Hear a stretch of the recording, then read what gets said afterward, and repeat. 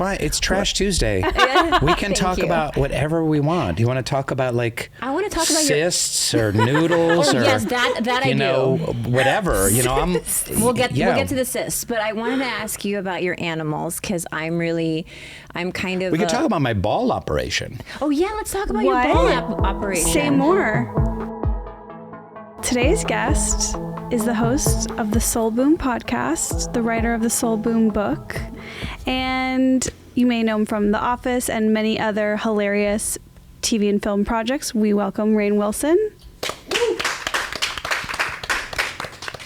I feel welcome. Thank you. Do you have any like hot thoughts on the Office reboot?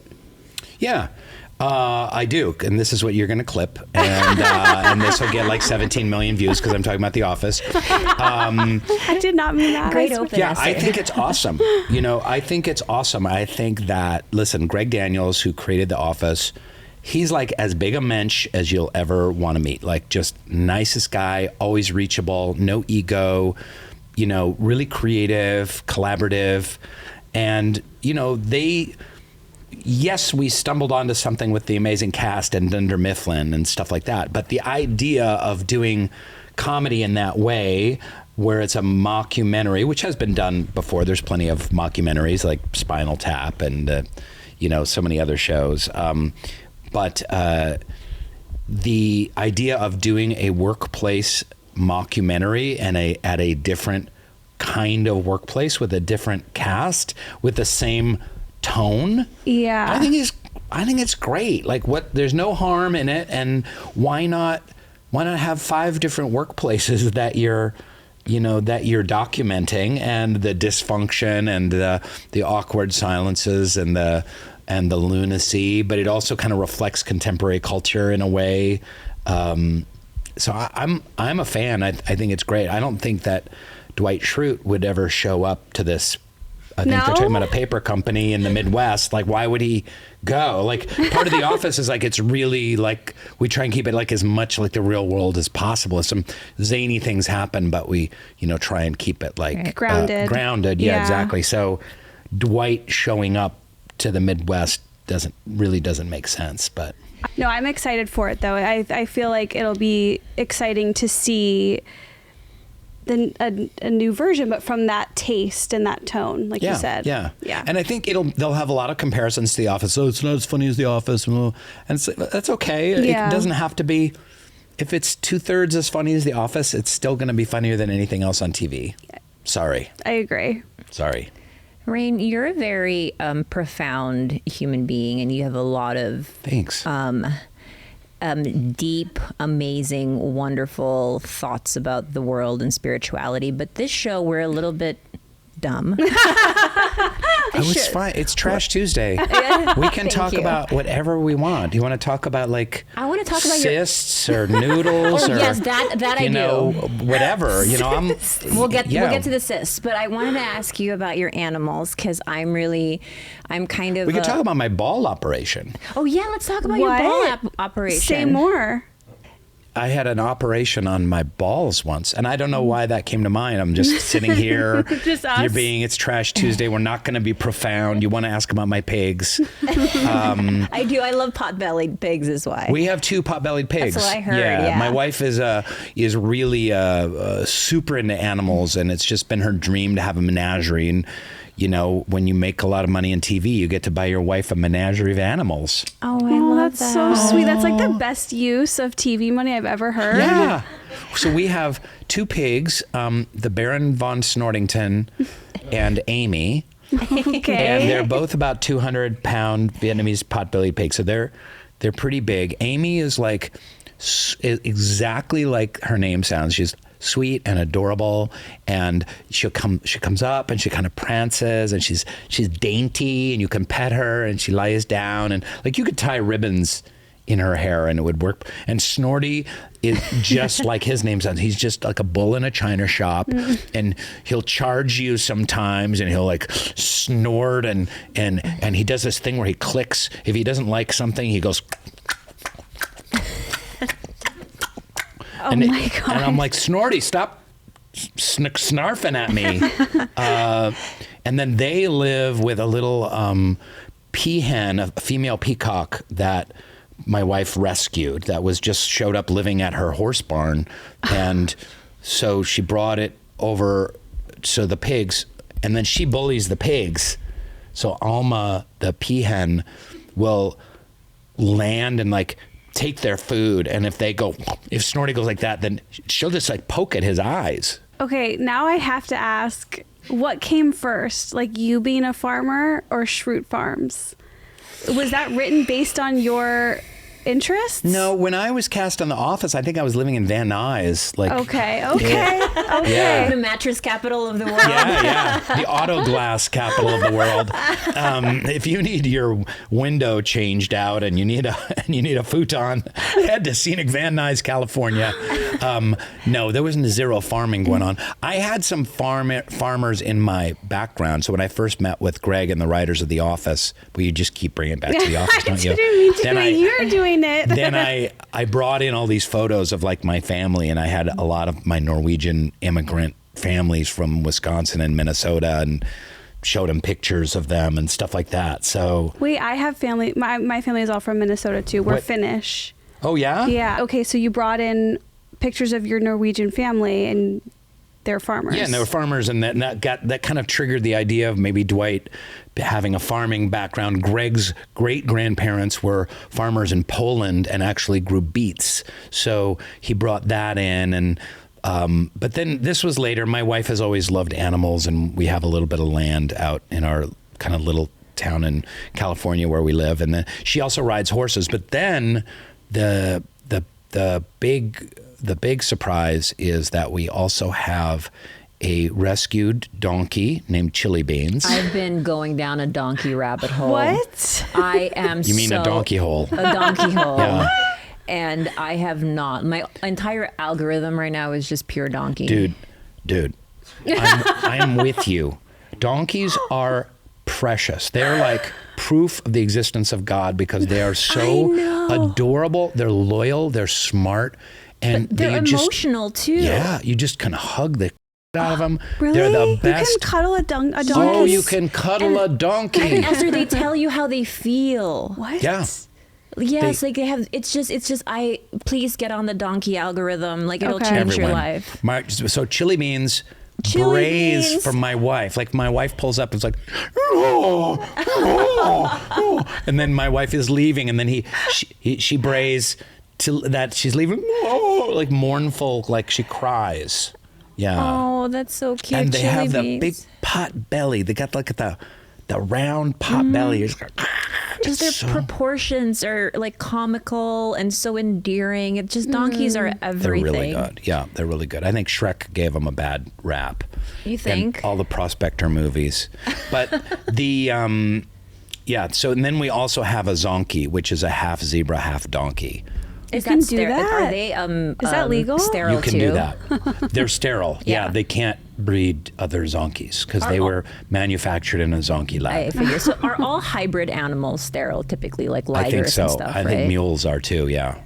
Well, I should announce that last week I was rehabbing a raven, my second raven that I was rehabbing, and he flew away. She's a witch, yeah. This week I had a song sparrow, and sad news, he passed this morning. I'm sorry. That's okay. That's but really hard. I know. Is it one that had like flown into your window and then you took him in a shoebox and fed him milk or something? Yeah. Bobby called me frantically 3 days ago and was like, "There's a dead bird in the back." I was like, "If it's dead, do something about it. Give it a funeral. Eat it." And he was like, "No, you have to come collect the dead body for me." And got there, it wasn't dead. And so wait, why would Bobby call you to collect a dead body? Because that's what Bobby does. That's literally all I'm. It sounds like that's what you do. You collect dead bodies. Correct. But I feel like that's my only use in this life right now is just collecting, scraps. Is your farm like only for purposes of just loving and appreciating animals? Are you like growing food? Is there any sort of... We have an orchard and we have macadamia nut trees on it. We didn't plant it. We bought this place about 4 years ago. And then for some reason they didn't produce any nuts last year. So, but then we they're really hard to process macadamia nuts. So we just give them to friends. We just give bags of nuts to friends. Yeah. Because if you process them, that would mean what? You'd have to take them to a processing facility. Cracking a macadamia nut is like impossible. Oh. And then you have to like dry roast them and all that stuff. So we're not really doing that. Okay, so we can get to the deeper stuff now. I had some real We don't have to get to. We don't have to get deep. We really don't. we can't stick with donkeys and macadamia all day. We didn't even go to my ball operation. We just completely skipped by that. Balls. Was this young? What age was this? Recent? Young. So I was out of acting school and I was doing like this Shakespeare bus and truck tour. And it was when I first got together with my wife, and I was 24 at the time. And I noticed that one of my scrotal spheres was slowly, ever so slowly growing in size. Just one of the two scrotals, because there's two. Oh. Okay, so testicles are what's in the scrotal sac. Right. One of my scrotal sacs was just getting ever so slightly bigger. Larger, yeah. Yeah. And I'm like, oh shit, what's going on? And then like we're doing this bus and truck tour, so we're always changing costumes and stuff, and a couple of the guys in the cast like saw my ball and they're like, you've got one big ball. It wasn't like that big. It was like, one was like normal size and one was bigger than normal size. But don't they have that natural appearance of like hanging like kind of one lower than the other anyway? So you would. I mean, you're really. I mean, that's how I've seen them hang. One was like usually one hangs a little lower for guys. Right? Yeah. But one was like a golf ball and one was like a wiffle ball. Size. So. Twice it had very, very slowly. So that's the weird thing. You're like kind of like, is that getting bigger? And like, yeah, it is. So I go into the urologist and like, you have this thing called a hydrocele, which is this membrane inside the scrotum sac is leaky. It's just leaky and water's coming in and not going out. So they took a needle and he's like, I can drain it, but it's just going to fill up again. And I was like, well, let's go ahead and drain it. And he took this needle and put it in and went like that and took out this liquid that had been in there. Oh, this is satisfying for me to hear. Is it? Yeah, I got my titty drained. I'll tell you about draining my titties in a bit. Okay. This is trashy. And then he put it he had like a bedpan and he like went like, and it like I never forget the sound of like my scrotal fluid echoing in this bedpan. How much did they take out? I forget how many. It was like 8 ounces or something like that. Oh my God, that's a whole glass. It was a lot. It was like a beer. It was like it was. And then they took it away. And then I saw 2 of the nurses talk, and they were like, you could tell they were going like, that was so disgusting. Oh my God. I could see them like whispering, like kind of pointing at me. And I'm 24, really self-conscious. And like, I've just had a needle in my balls. And I was like, And anyways, it filled up again. I'm like, oh shit. So I had to schedule a surgery. I had ball surgery. It's awful. Is it like a cyst where you actually have to remove the whole sac then, or so that it doesn't refill up? Yeah, they had to slice it open and take out the membrane itself. The casing of it. The casing of it, the inner membrane. And then after that, everything has been 100% fine, no problem. But boy, going out of the hospitals, because they've operated on there, it was like grapefruits. And I had to walk like this out of, now you can use the wide shot, out of the hospital into a wheelchair and like get wheeled out. And I had to sleep like this and for a couple days. It was awful. And my wife, who's still with me and went through this with me, was at my side and bringing me soup. And this was early on. This is the early 90s. Yeah, this was when we first got together. You guys have been together so long. So long. Before you were born. Absolutely. 100%. 29, 34 years we've been together. What is that like? How do you do that? What's your advice on that? Well, it hasn't been easy, and it's been very challenging. I would say it's the most challenging thing I've ever done in my life is try and keep a marriage together and intact. Really? Yeah. That's actually, I'm so delighted to hear that, because I don't know, it's just nice that you can make it happen, and it's not like, oh, it's perfect. It's like, no, it takes work. Yeah. That's inspiring. Yeah, it's super hard. You know, you change, they change, circumstances change. You know, one of the hardest times we went through as a couple was, you know, we had, in close succession, I booked The Office. And like a year before The Office, like, I don't know if you remember this, but this was like 20 years ago, when you got your credit card bill, they would enclose a check. So you could write a check and it would go onto your credit card. Oh. So I was paying my rent and putting my rent on credit cards because I was so broke. That should be illegal. Like, I feel like that's so dangerous for people. I think they did make it illegal or something, because I haven't seen those since. But you know, thankfully my wife is we're both into improving ourselves and into therapy. We're both deeply curious about how we tick. We're curious about spirituality, and you know, we connect on a lot of different levels. We don't just play with animals together. We meditate together, and we work on a nonprofit together, and we travel together, and you know, it's a real partnership, and I'm so grateful for that. But you know, every couple years there's going to be a new set of hurdles for not just you as a person, but the relationship, you know? Yeah. I can really relate to this. I mean, I wasn't with Bobby for 34 years, but we were together for an entire decade. And when we first met, we were living in a 2-bedroom apartment. We had 6 animals. Everything was crowded, very uncomfortable. And I remember the moment when he was like, oh, I've now made enough for us to move and buy this great home. And I think both of us were under this delusion that somehow, like, the little, like, fragmented parts or fractured parts of our relationship would improve by the time we moved into this new space. Now the animals had a yard. Now we weren't in this cramped area, and the podcast was doing better, and we were actually making money, and his career was going where he wanted it to go. And that's honestly where that's where it started to end for us. It was almost as if, like, the smallness of our lives sort of kept us really close emotionally, and always interacting and engaging. And the bigness of the new house, like, there was more of like this, I don't know, this distance and kind of this like cold draft that kind of entered our relationship. But there's a whole new set of pressures too, isn't there? Yeah. Like, he's touring more, Right. there's more endorsements, more is being asked of him, Right. and asked of you, and you become more famous as well. And then, yeah. Well, and by the way, for the listeners, like, I'm not complaining about fame or money. It's just a reality that it has its own pressures, Yeah, it's right? a change. It's just a more change. than pressures. Yeah. I think it's like, I'm not going to pretend like, oh, I don't want to be rich and famous and like hot.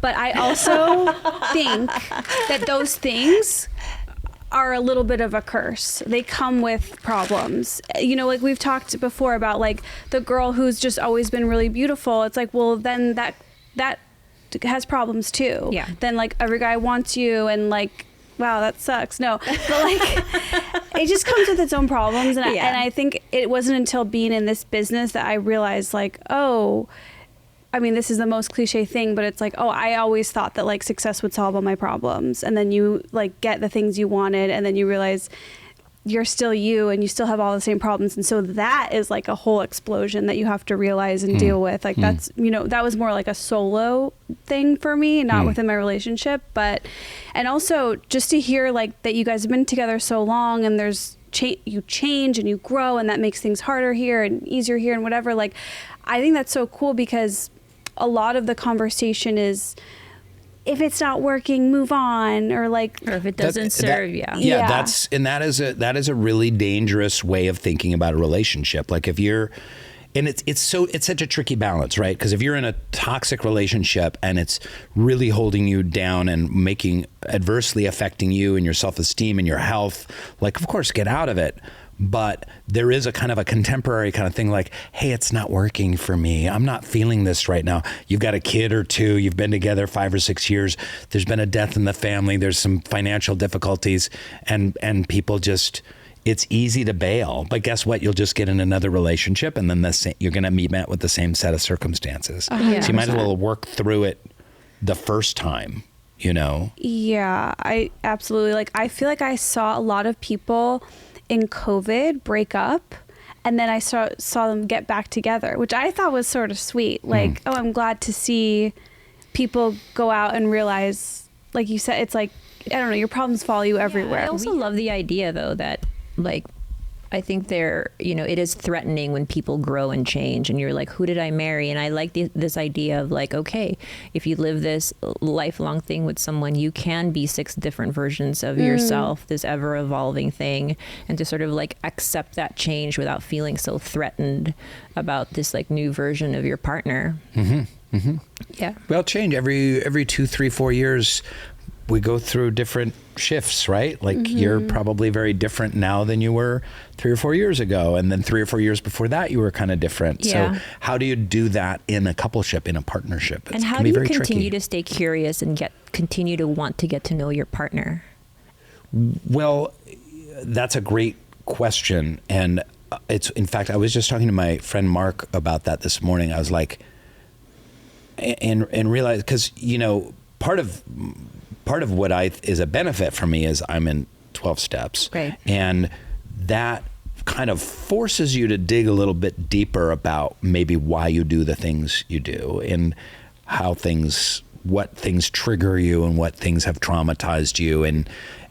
But I've just always had this really deep curiosity about like, Rainn, why do you do the things you do? Like, why are you doing that? Why do you always do this? Why are these patterns happening? How did your mom leaving, you know, when you were 2 affect you? How did your relationship with your dad? Like, you know, I just have this like hunger to excavate that stuff. Some people are very content to just not dig deep, and that's great.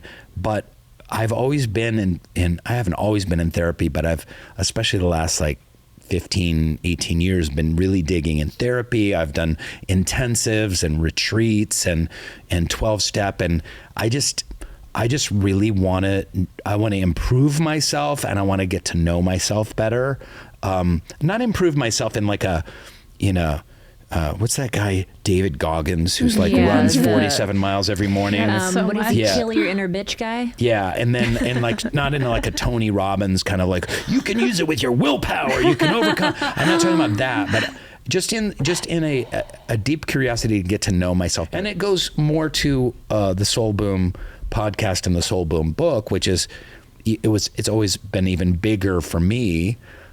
Just for me, I don't know why, but I've always been I was the nerdy kid who was like, what's the meaning of life? You know, like I was the pimply 12-year-old, like, is there a God? How do we know? And, so I've always had a hunger for digging deeper into just the human condition as well, as my own. So I'm fortunate that I found a partner that shares that same passion in Holiday. This podcast is sponsored by DraftKings. Khalyla, in a world of slot reels and blackjack deals, comes the must-play event of the summer from DraftKings Casino, featuring non-stop action and an all-star cast of games, including A-Lister, Loki's Luck. The summer blockbuster is one you won't want to miss. We love DraftKings. Plus, new players can get $100 instantly in casino credits with just a $1 wager, and all players get a blockbuster bonus every week. So, sign up with code TRASHTUESDAY and grab your popcorn. It's showtime on DraftKings Casino. Gambling problem? Call 1-800-GAMBLER, or in West Virginia, visit www.1800gambler.net. In Connecticut, help is available for problem gambling. Call 888-78-97777 or visit ccpg.org. Please play responsibly. 21 plus, physically present in Connecticut, Michigan, New Jersey, Pennsylvania, West Virginia only, void in Ontario. Eligibility and other restrictions apply. New customers only. $1 wager to earn $100 in non-withdrawable casino credits that expire in 168 hours. Terms at casino.com. www.draftkings.com/blockbuster. I have this question that I don't necessarily know like how to frame, because I grew up in the Philippines, and it's a third world country, very much like oppressed by just colonization for 400 years or so, right? And there's a specific feeling, not to say that the Philippines doesn't come with its own problems but there's a specific feeling of joy that I kind of see among people there. And sometimes I attribute it to the not seeking and the not asking. I attribute it to a very like simple acceptance, which, by the way, a lot of the historical context to that is like not good, because they see Filipino people as like, yeah, we accept everything, even like foreign invasion, whatever. There's a lot of it to that. But there is a simple joy when I see like even their optimism, even in the face of like abject poverty. A lot of my family still live in abject poverty. And when I ask them, when they see someone like me who is constantly seeking to be better, who is always full of questions, they don't understand it, and they view me as a very like broken person. And that's a good question. I think that's a very valid question. If you meet people that kind of maybe live a simpler life, they're just content with what they have, and and maybe God is large in their life, and nature is large in their life, and family is large in their life, and that's enough. It's like God and nature and family, and they have enough to eat, and they don't need to kind of maybe my wiring is a specific cultural Western American thing that I'm kind of like motivated to excavate. I'm sure that there have been, and I know that there have been times in my life that has made me more miserable. But I think for me, I'm talking about myself a lot, but you know what? I'm on a guest on a podcast. Yeah, now's the time. So fuck it. The great thing is like, I'm really pretty happy. Yeah. And I wasn't happy for most of my life, but the last like 10 years, 10, 12, 14, 15 years, whatever, I've been really pretty blissfully happy. And so something's working. Yeah. And yeah. What does that feel like? I know. I'm so curious, because it's like I feel fleeting moments of like, I like myself. Mm-hmm. I like my life. Yeah. But then it all comes crashing down the next day. Yeah. And I'm having, a very, depressed couple weeks after that. Like, what does it feel like to live in a sustained, like, feeling of, okay, I like this? That's a great question, and I think what you feel is entirely normal. And I will say that it hasn't been necessarily sustained. I will say that it's like 4 or 5 days out of the week, but I'll take that. That's really good. It's an improvement. That's a good ratio. Yeah. And so like yesterday, I woke up and I was just a cranky bitch from the get-go. And I don't know why. There was nothing that had come up that had like triggered me. I'm healthy. My wife's healthy. My son's healthy. We have a lovely place to live. I've got enough money. I've got interesting creative projects to work on, and things are good. And I just, and this goes back to Soul Boom a little bit. And in the book, I talk about the Buddha. One of the number one teaching of the Buddha is that life is suffering, or that in life there is suffering. And the word he used for suffering back then was dukkha in the Sanskrit, which basically means, it translates most closely to anxious discontent. Mm. So life is anxious discontent. And that's what it was. And so what I got to do is wake up in the morning and like, God, I'm just so cranky and unhappy and dissatisfied with everything. I got a really cool acting job. I'm going away in a few weeks to go do a cool acting job with some really great actors. And this is awesome. This is awesome news. And yet yesterday I'm I'm anxiously discontent. So what I get to do is notice it and go, oh, okay, there it is. There it is. My old friend, anxious discontent. There's the dukkha life. This is part of life. Just see it, name it, own it, greet it. Hi, friend. How are you? Anxious, discontent. And then through that, I went swimming, and then I kind of meditated, and I read a little bit, and then, did some other stuff, and ultimately had a very positive day. And that's part of the journey. But it's, that's all I got.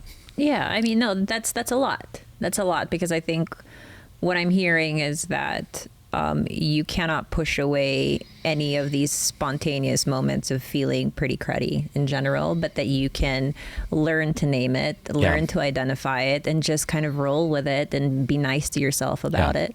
Yeah. I love the ring of that, anxious discontent. I'm like, yeah, that sums up a lot for me. Not to shout out Woody Allen, but in Vicky Cristina Barcelona, there's this one line where Penelope Cruz calls it like chronic dissatisfaction. Yeah.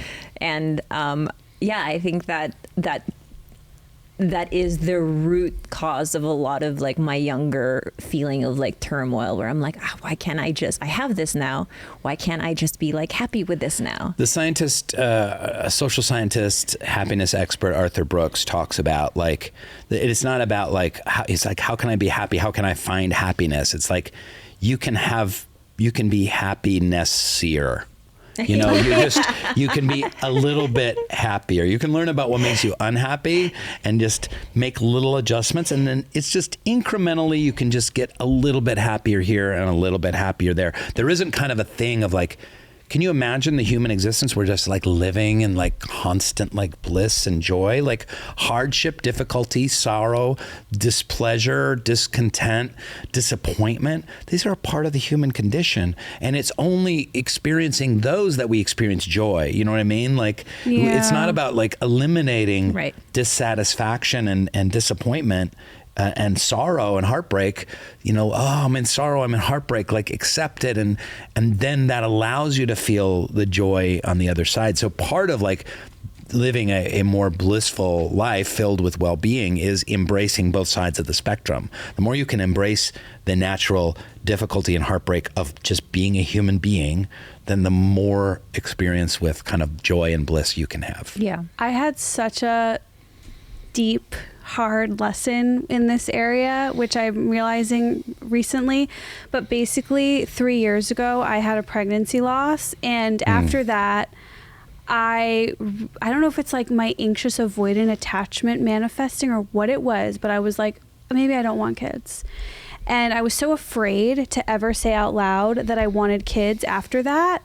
And it wasn't until I just had a baby a few months ago where I'm like, oh my God, I was able to face the truth, which was I did want to have a baby, and I was afraid that I wouldn't be able to. And so I didn't let myself want it. And my lesson there is, I think my lesson is like, hey, Esther, it's okay to want things that you might not get. That's okay. And so I want to like take that with me through my life moving forward. But I don't know. It makes me so sad to think that I was so afraid that I couldn't be like, I want a kid. Or to even announce it to yourself. Yeah.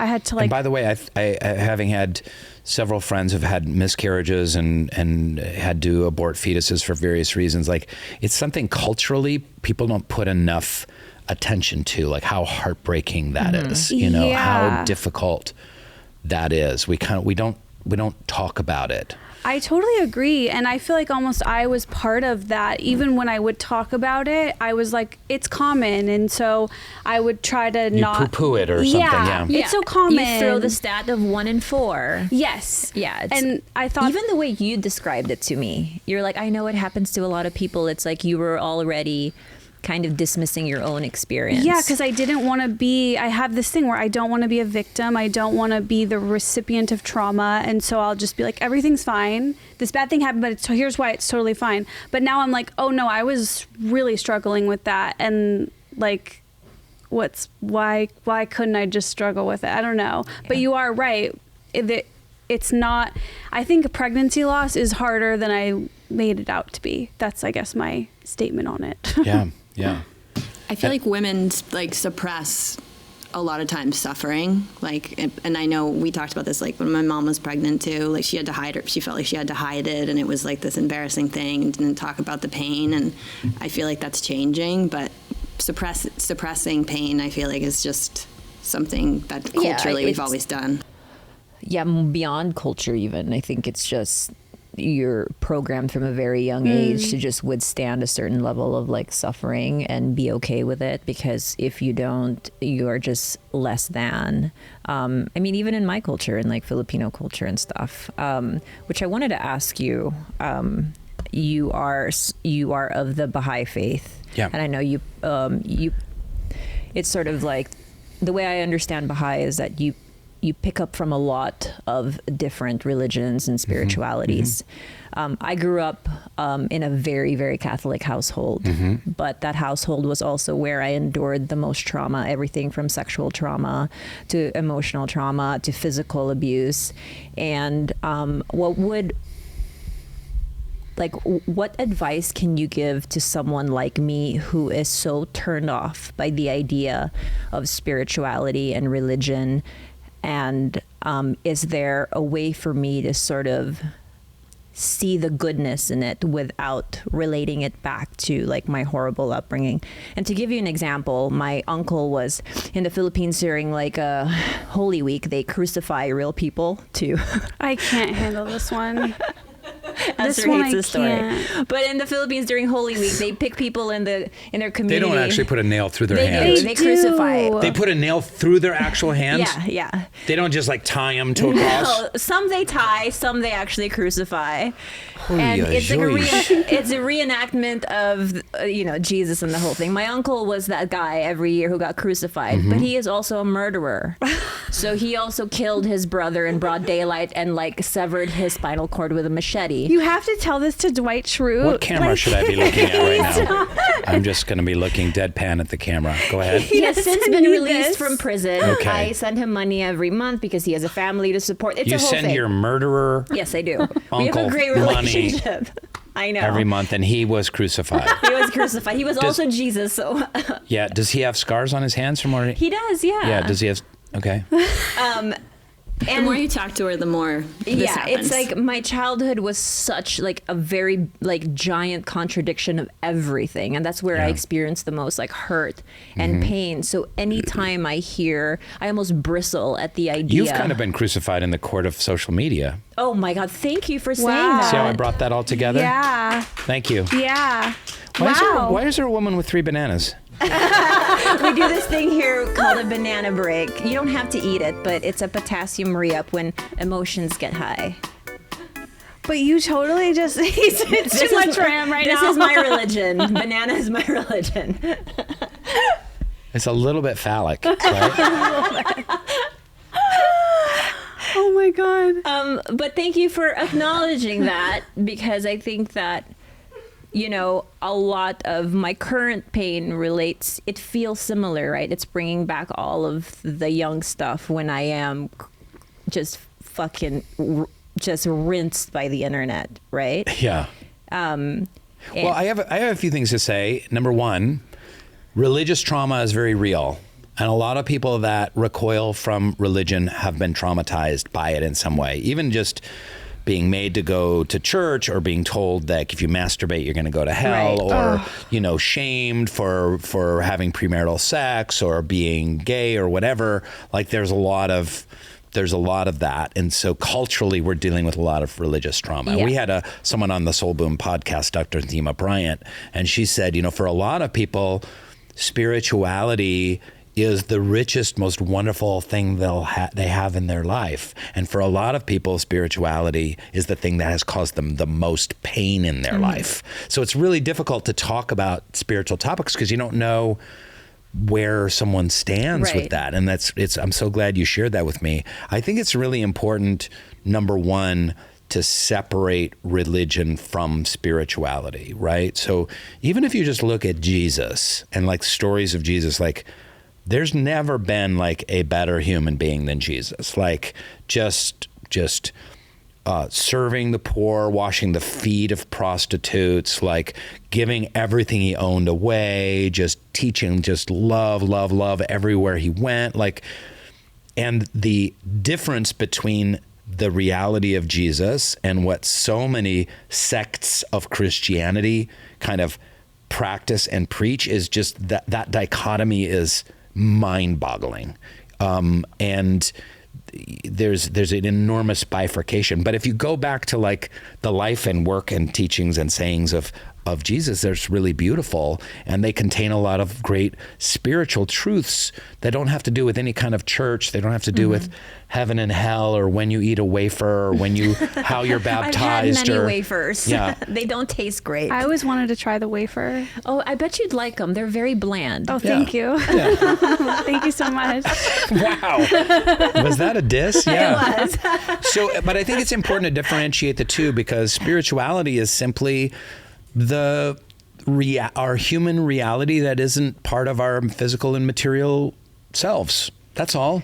Emotions, heart, feelings, connection, transcendence, art, love, all of these things are related to the body, and we experience them neurochemically, but at the same time, they're what I call, for lack of a better term, like the higher part of ourselves, the more angelic part of ourselves. That's spirituality. You don't need rituals, to be a part of that. And that's something that and more young people are putting their focus on. And the fastest growing religion in the Western world is spiritual, but not religious. And so I think that's a place to start. I think from the Baha'i perspective, it's that all of these wonderful divine teachers, Jesus, the Buddha, Muhammad, and Baha'is believe in a new divine teacher called Baha'u'llah, that their message is essentially pure.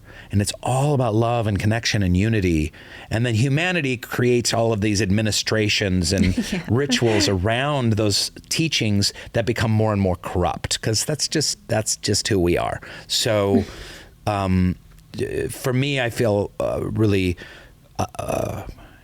grateful that I get to look at just kind of the spiritual truths of those amazing spiritual teachers. Yeah. Have you ever been to the Baha'i Temple in Illinois? Oh, yeah. I used to work there. You did? I was a security guard there. Wait, why were you living there? Because I grew up in Seattle, but my last 2 years of high school, we moved to north of Chicago because my parents worked Where? I grew up in Skokie. Skokie. Wow. Brought to you by Hubs of Skokie. Yeah, hello Hubs. Wait, where did you live? Wilmette. Oh my God. Did you go to New Trier? Yes. Oh my God. Did you go to Skokie West or East? I went to Niles North. Niles North? Across the street from Old Orchard Mall. Okay. But I used to go to Old Orchard all the time. I had a feeling. Yeah. Wait, so I grew up in Skokie, but I danced in Wilmette, so all my friends went to New Trier. I didn't go there though. But yeah, oh my God, that's crazy. You danced in Wilmette? Like you just like went down like Lake Street, kind of like No, there's a frolicking? really good dance studio there, Fisher Dance Center on Ridge, 807 Ridge. Yeah, that's right in downtown Wilmette. Yes. Yeah. Oh my God. By wait, the Walker Brothers Pancake House. Yes. Oh Yeah. my God. Wait, that's crazy. You lived there 2 years? 2 years, yeah. Did your family move there because of the temple? Yeah, they moved there not because of the temple, but near the temple is the Baha'i Administrative Centers, and they both worked at the Baha'i Administrative Center. They were like super Baha'is. Wow. And I was a nerdy, skinny, weird-looking, big-headed, pimply security guard after my senior year of high school, walking around the grounds of the Baha'i temple, kicking skateboarders out. Oh no, my not the God. Wait, skateboarders. And drinking Mountain Dew. Did you go to NYU? I read that for... Yeah, after was that later. I went to college in Boston at Tufts for a year. Then I went to University of Washington in Seattle, and then I ended up at NYU. So it was Gotcha. later that I ended up at NYU. Yeah, Okay. yeah. I was wondering if there was like Northwestern or something, because you're right there. Yeah, and I didn't. I love Northwestern, But but you I have didn't the go there, vibes yeah. like you went there, though, to me for some reason. Thanks. Yeah, Not a compliment. No, I'm just kidding. Yeah, that's cool. Wait, yeah, that's crazy. Do you remember what you did at Old Orchard Mall, or where you went? God, I went there a lot. I don't remember. I remember there was a Joseph A. Bank Clothiers, but I don't know that I ever got something there. There was a restaurant that had like an Irish green and brass theme. Okay. Something like O'Flannery's or O'Flatterhands or Patrick O'Houlihan's or something like that. Houlihan's. Oh my Was God. it Houlihan's? Houlihan's. Yeah. That's been gone for so long. Oh my God. That was so. That was in the 80s. So. No, but it was there like in the early 2000s still. Oh, okay. They had really good potato soup. What are the hits of Old Orchard Mall? It changes so much throughout the years, and I miss malls. Remember malls, I like know. actual malls. It's so sad. Did you see the Brat Pack documentary? No, I need to. You have to see it. You know the Brat Pack, right? Yes. Okay. So the documentary, well, I don't know, Philippines, and you're young. I don't know. There are a few things that made it to the Philippines. And Gary Shandling. Andrew McCarthy did this Brat Pack documentary, and I'm so glad he did. It was such an interesting excavation of that time and that very particular set of movie stars. But Hollywood figured out in the early 80s, like, oh, the biggest audience for our movies are young people, and they want to see other young people on the screen. They want to see them dating like in 16 Candles, and they want to see them in college like St. Elmo's Fire and Risky Business. And, St. Elmo's Fire. But that team of actors, a lot of which got labeled the Brat Pack, then they really suffered because of it, because they had that label stuck to them that they're these spoiled Hollywood brats and not actual actors, and it fucked them up. I did always wonder that about Andrew McCarthy, though, because he was just in every single, he was the hot boy in every single one. For like 6 years or something, he was in everything. Yeah. So it's really interesting, but it also goes with mall culture, because kids would go to the mall and they'd go see a movie, and they'd want to go see Pretty in Pink at the mall with their young friends at the mall. And it was something kind of like glorious. And you can go on YouTube and watch all these videos of, what a mall was like in 1987 and stuff. And they just kind of carry a camera through, and it's like, it was so innocent and kind of fun, and everyone's going to Orange Julius and what do you think changed? Why do we not have that same kind of like warm feeling about the mall anymore? Even the younger generation, it's like, yeah, they will go to the mall, but it is very just, you're not there to really hang anymore. Yeah, I don't know. I think it's like it's like internet and retail suffers financially. It's like all those. And is it like the Walmarts and Costco's kind of took over for the actual shopping needs? Or maybe, yeah. Well, maybe you're right. Online shopping started. That's right. Let's investigate the death of the American mall. I know. But beyond that, I mean, there are also still strip malls. Like the idea. See, this is the problem. If you love strip malls, you can't love regular malls. You can love all malls. No, because if it's too easy to get in and there's like 7 stores and you go chick, and then you go, it might be convenient, but the mall was like, it took commitment. Like, I'm going to park, like I'm going to go in, there's Nordstrom's and there's Macy's and there, you know what I mean? Yeah. And there's a food court, you get a corn dog. Do they still have do all malls still have a movie theater attached to it? Or is that something that's sort of like, where do we watch our movies now? Like, I don't go to, when I was younger, it was always at the mall. Yeah. But I don't do that anymore. Maybe Blockbuster was part of it too, and people like renting videos, so you wouldn't go to the theater, you would get a video and go home and watch it. We can't blame poor Blockbuster for this. But I'm trying to like tie it through the decades, you know what I mean? Like chain reactions. Yeah. Maybe. I just feel so bad for Blockbuster. And it's also, though, this is just the sign of like us being old, right? It's like, oh, the thing we used to have, it was so good, and now it's gone, and everything's You are bad. not old. You'd be surprised. I am old. I'm crazy old. You're 50. 52. 55. No way. There's no way. There's no way. No. Comedy keeps us all young. 58 and a half. You're 58. Yeah. That's crazy. Do we seem like babies to you? I'm almost 40. Get me out of this. Change the conversation. Your top-notch producer there just Googles things. The decline of the American mall has left just 700 standing. Soon there may be just 150 malls left in the United States. Oh my God. Oh, down from 2,500 in the 80s. Well, working in a mall completely shattered my dreams or my warm feelings towards the mall. I worked at Abercrombie for a couple of years. By the way, have you heard? there's a documentary on how toxic Abercrombie is. I mean, that's the worst. I know, of the but worst. you understand they're like the hottest stock on Wall Street right now. Abercrombie like came back in a They did, in with a a way fury. that no one could have ever expected. Okay, so here's the interesting thing about Abercrombie when I worked there is that they didn't have anything past a size like 6 or 8. And someone would walk in. So no fatties. No fatties. I at noticed that you go. time. Someone would walk in at me. Someone. And then they would ask for their size. We would pretend to search for it in the back and just be like, because we didn't want to be rude and say, no, we don't carry those sizes. Also, another thing is they never Doesn't sold. Lululemon do the same thing? No They black. do? No, nothing was. They never sold anything black, right? So it was always. And when you worked there, you So had no goths were welcome? no goths, no fatties. And when we worked there, we couldn't really wear like heavy makeup. We had to be sort of like this like natural looking thing. And It's now so Brandy Abercrombie, Melville before. it's all sizes. Right? I don't know how they came back from that one documentary, but they did. I And now they're know. all into this whole inclusive thing. So, and their jeans are good. Oh, they are? I think their 90s jeans really made, brought them back, I think. Yeah, I feel similar about Gap. I'm like, okay, Gap, I'll always trust their jeans. Really? Yeah, girl. Oh my God, I almost choked on my banana.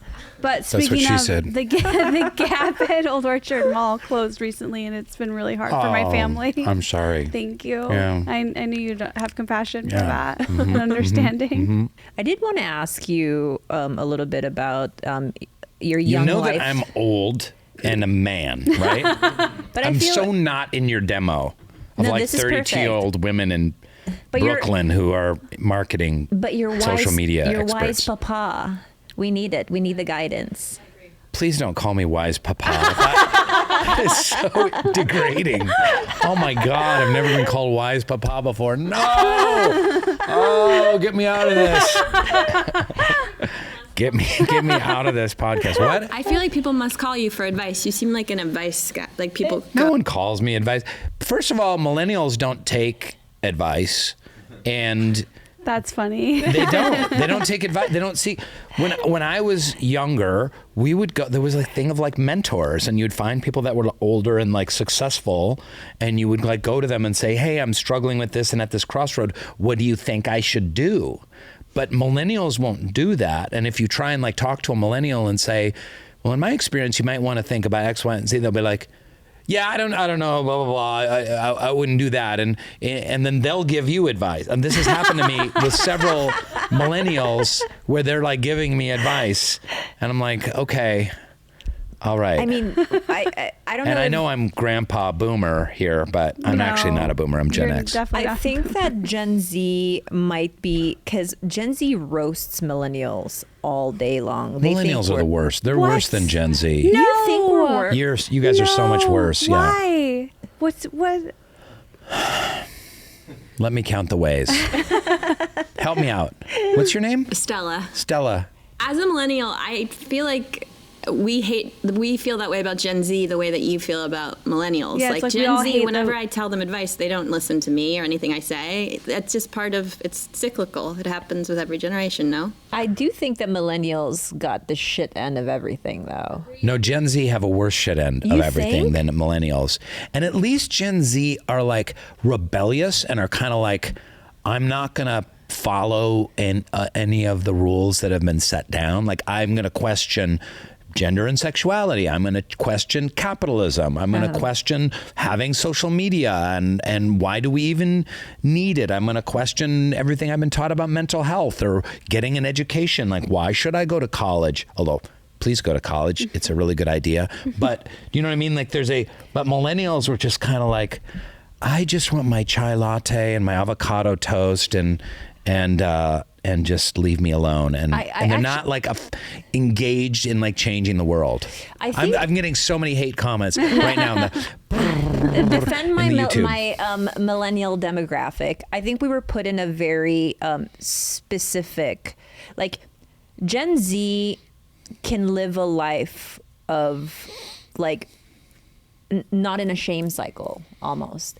I think with millennial we were caught in this kind of finally understanding mental health, mental illness, but not being able to quite like grasp it in the same way that Gen Z is as so open about it. Like they really are talking about this stuff in a way that has no stigma at all. And we were sort of that last group where there was still shame around not being well, needing help, needing community, all of these things. I get that, especially as it concerns mental health, but like which generation is going to change the world? Because the way things are going, because the way things are going is, you know, we're heading into a shit spiral. Sorry, just climate change, politics, the upcoming election, like economics, you know, racism, income inequality, the healthcare system, like stuff is bad, and we can't just kind of like be scrolling and having chai oat milk lattes all the time. But can't we place the blame on the people responsible for that? Yeah, but they're not going to change it. I mean, it's kind of like too late. Yeah. You know? Yeah, we can blame, you live your whole, yeah, it's too late. You can blame the boomers all you want, but. I believe in the alphas, that after Gen Z, I feel like the alphas Those are people that are like 7 years old right now? Yeah, I believe in them. I think they might be able to save the world. Every alpha I've met's cool. I believe in no one, just to be clear. None of the religions, none of the generations. I don't believe in any of you. Wow, you're just a nihilist and a skeptic. It always repeats, you know? I just don't think anything ever, I don't know. You don't think anything ever can get better? No. Wow, that's so pessimistic. Thank you. So what's going to happen like with climate change? What's going to happen? We're just going to like roast ourselves? No, and like... I think with that, my personal hope is that like it will become financially beneficial to whoever can solve it. And so then all the money hungry people will like put money into it, and then they'll like try to get rich off of climate change, and then that's how it'll get fixed. So you believe that ultimately the basest human impulses towards greed and lust and selfishness are just going to always run humanity. Absolutely, because those are the ones that are the most motivated, the most like go get 'em tigers. Like they're the ones, they've always been in control. Like, yeah, this is why I have a problem with millennials because they don't have a hope for change. You've but bought we were the, like the you Obama drank change. the Kool-Aid. You drank the Kool-Aid of cynicism of like the world can never change. Human nature is greedy and selfish. That's just the way it is, and will never get better. And so you sit on your couch and you don't do anything except drink chai oat milk lattes. Okay. And that's it.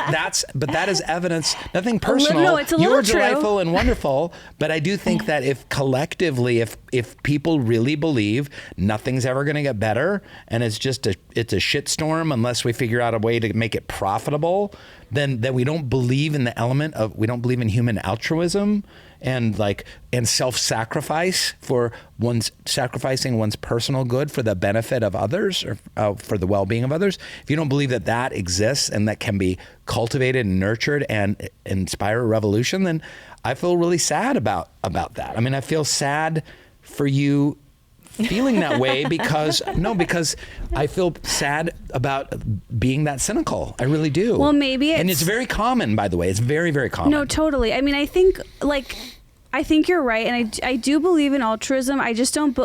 You know what it is? It's like we've gotten our heart broken so many times where the bad things keep happening, and I always think about like recycling, and like I recycle, but then like everything I hear is like recycling is fake. Recycling is bullshit. So it's like I do that, but I do it. We were sold a bill of goods. I bought into it too.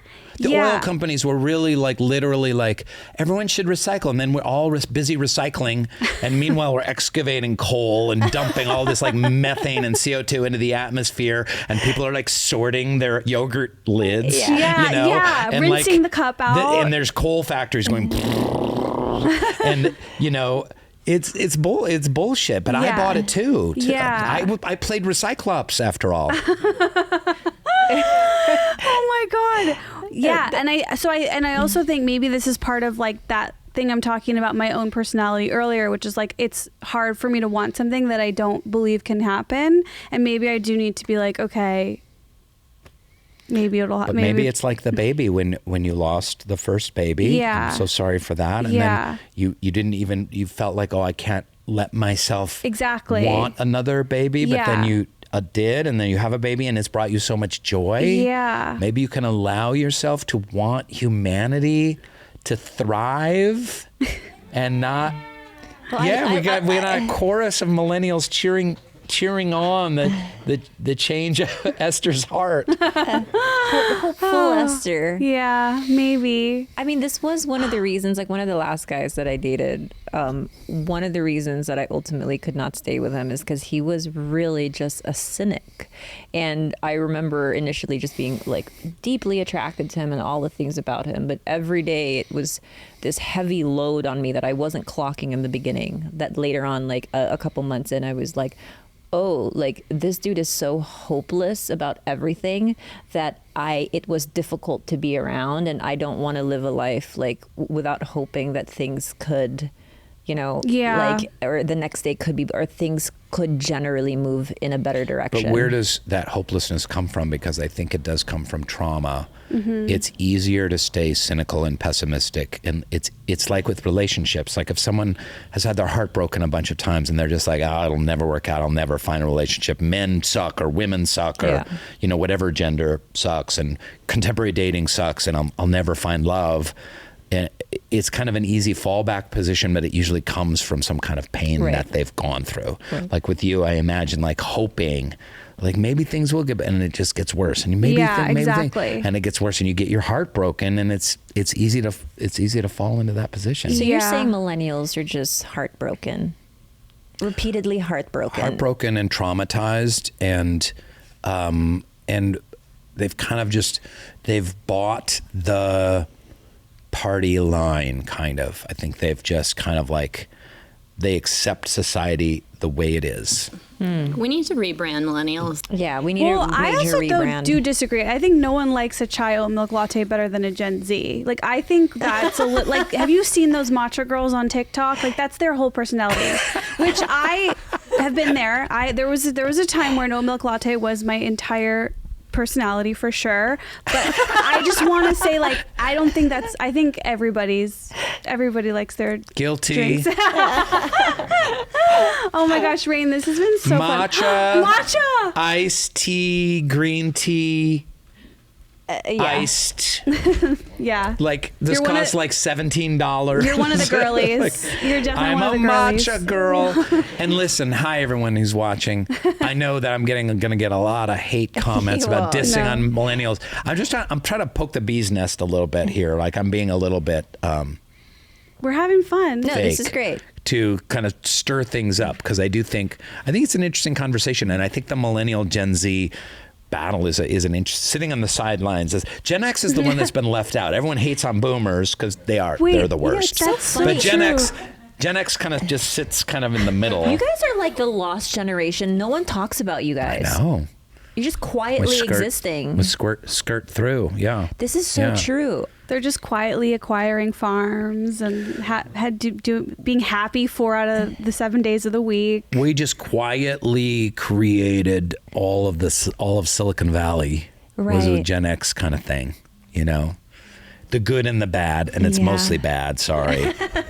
After the promise of good, Yeah. right? See, we just need those bad guys to want to solve climate change, and then I swear we'll be looking good. The Get bad on guys it. are going to save us. Eyes are on you, Gen X. Well, thank you so much, I know. Rainn. This was so much fun. I'm sorry that was so chaotic for you.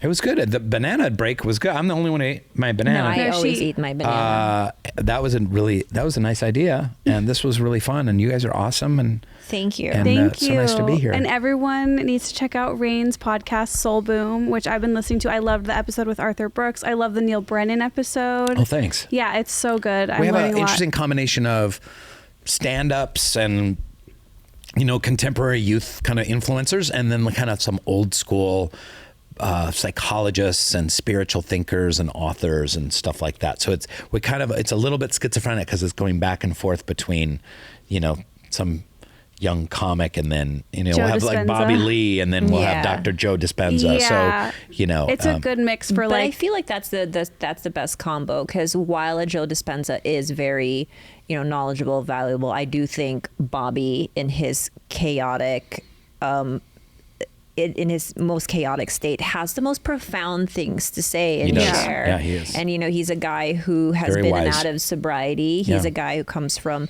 like extreme childhood trauma. And I do think that even though he front loads with a lot of funny and a lot of trying to get away from the serious stuff, when you do kind of nail him down, like he is so wise and clear and is able to give like really good guidance. And that's what I've always loved about him. And I think you really brought that out of him in that episode. And thanks. I don't think it's easy to do that. Did you have to add extra therapy the week you had Rick Glassman on? That's what I have to do when I'm with Rick. No, I found Rick to be delightful. Maybe, is maybe because delightful. I'm like Grandpa Television, and he admires The Office and stuff. I don't know. But he's the best. Rick yeah. is a regular on this show. Yeah. Does he make fun of you guys a lot? Oh, All yeah. day. That's all he does. Yeah. Yeah. He just drags us. But we love it. We love Rick for that. Yeah. I always say, like, I never have more fun with anyone than when I'm with Rick, but when I know I have to see him, I have a migraine. So I don't know what that means. But anyways, you guys go check out Soul Boom, and thank you. And I know you guys have a new Substack. I'm excited to read that. And we'll see you guys next week with a brand new episode. Thank you, Rainn Wilson. Thanks for having me. Thank you.